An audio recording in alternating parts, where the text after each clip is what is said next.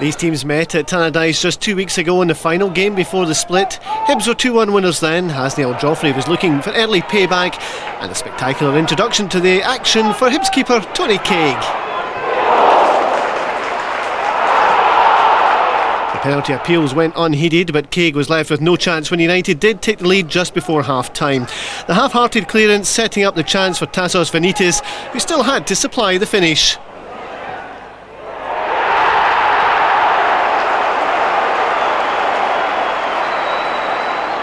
A nice turn by Venitis and a wonderful shot, putting United ahead. 9 minutes into the second half and United doubled their lead. Derek Lilly the scorer, although there were claims by Hibs for offside.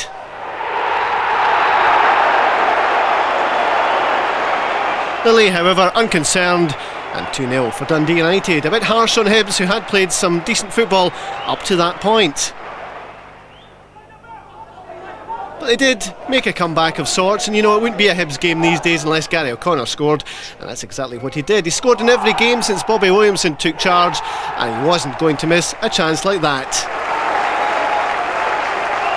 There's no doubt O'Connor is one for the future for Hibs, and once again he underlined his potential with a well-taken goal. And Hibs might well have scored an equaliser. Paul Gallagher won't want to be reminded of this one when he almost punched the ball into his own net. However, it stayed out, and it's all about next season for these two sides.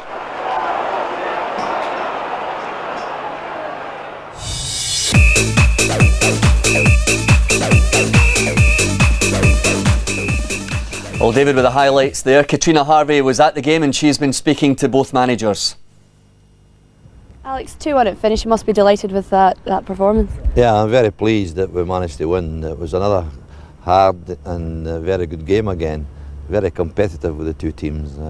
Today we scored the spectacular goal.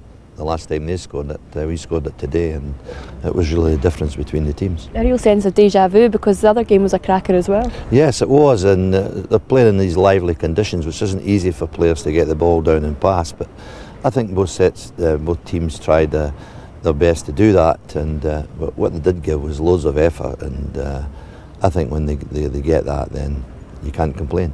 Bobby, 2-1 to United, that one finished. You must be disappointed, you put so much into the game. Yeah, I felt we deserved something out of the game, but the last time we were up here I felt Dundee United should maybe have got something out, so it's maybe evened itself up that way, but we're disappointed we're not getting anything. Really intense stuff with the supporters though.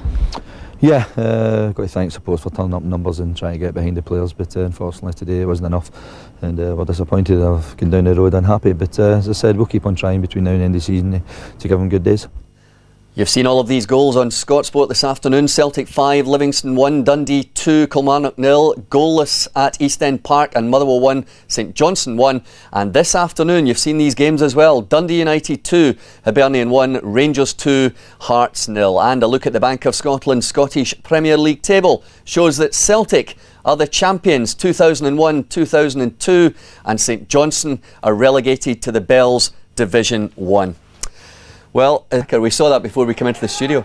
Yeah, it was a great goal, and I think he's a player of some talent. I don't think this was a very controlled strike, and I don't think we've seen the best of him yet. I think he's got a lot of talent, great physique, and he might have something more to offer United next season. And I just wondered if there was a hint of offside with that goal. Very tight, wasn't it? You maybe got to give the linesman due credit, because he's right in line with it, and if it's a tight decision it can always go one way or the other. But this one here, from Gary O'Connor, I like his composure. I think he's got a great chance, and he's shown in the last few weeks that he's developing as a player, and I think he can get even better.